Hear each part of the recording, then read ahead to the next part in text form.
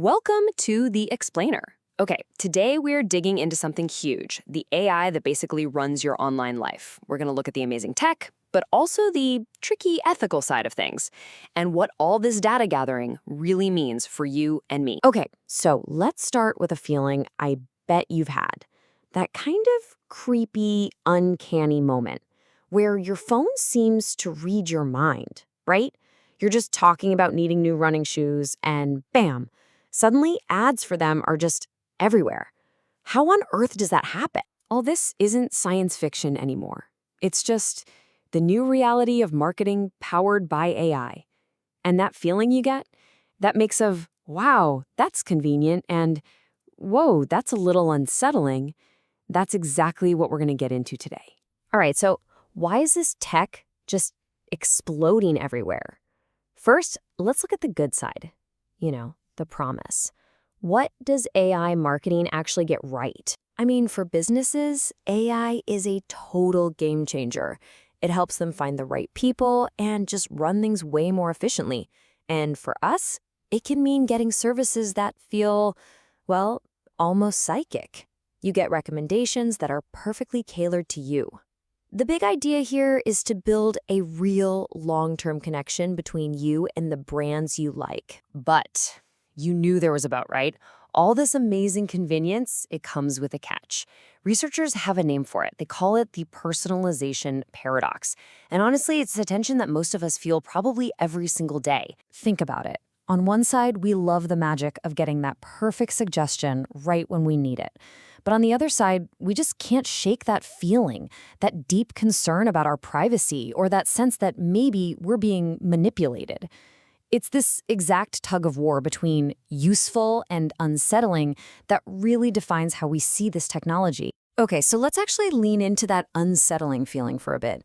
It's time to dive into the ethical maze that comes along with all this AI power. And this isn't just some niche academic debate. No, it's an absolute explosion of interest.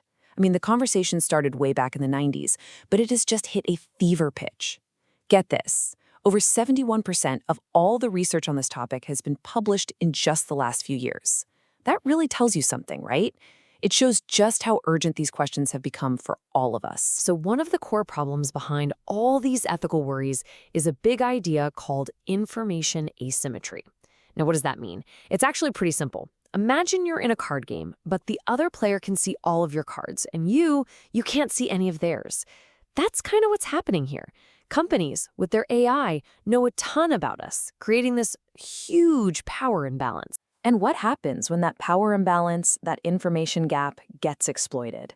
Well, the risks go way, way beyond just seeing a few weirdly specific ads.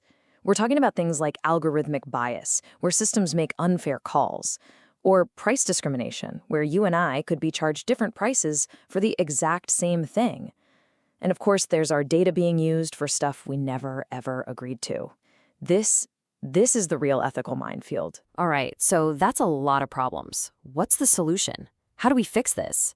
Well, researchers say it all comes down to one single critical word: trust. And building that trust isn't just one thing. It's not a silver bullet. It's actually a mix of a few key ingredients.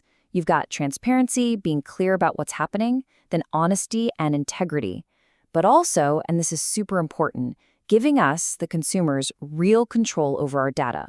And finally, that feeling that the company is actually looking out for us, what they call benevolence. So here's the good news.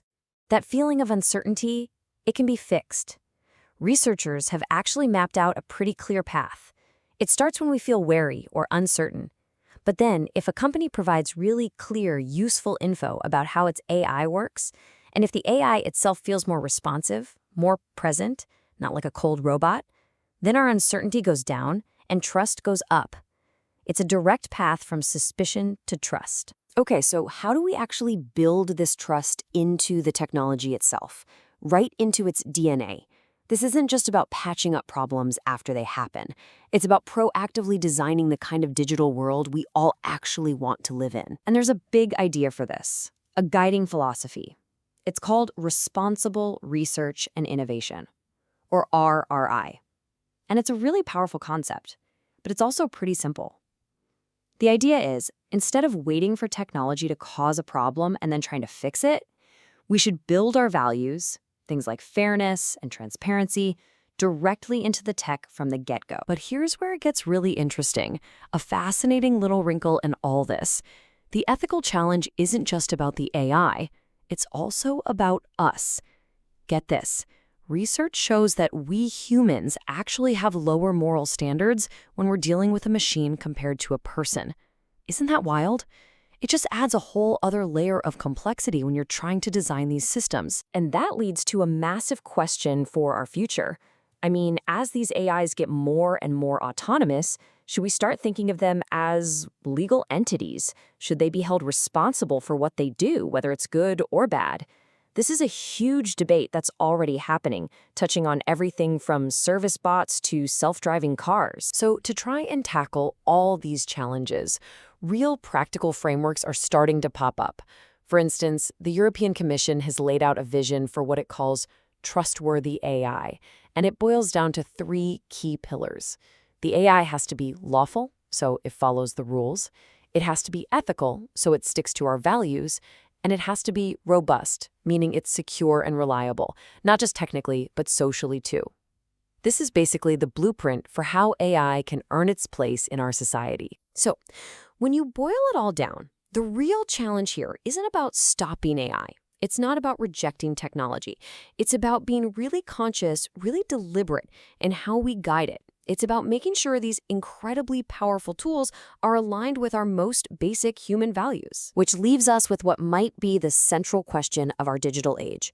How do we get all the amazing benefits of this technology while at the same time demanding fairness and transparency? Look, there is no easy answer here. But the future that we end up with, well, it's going to be shaped by the choices that all of us make, as consumers, as citizens, as innovators. And those choices start right now.